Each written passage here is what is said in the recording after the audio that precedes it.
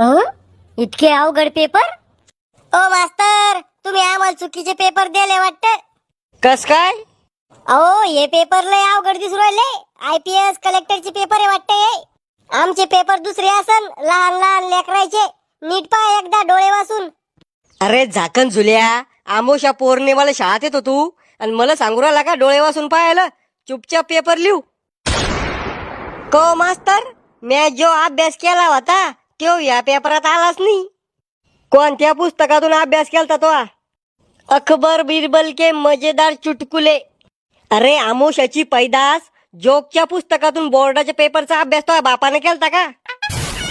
को मास्तर, तुम्हीच तर म्हणता जे पुस्तक हातात पडन त्याचं वाचन केलं पाहिजे.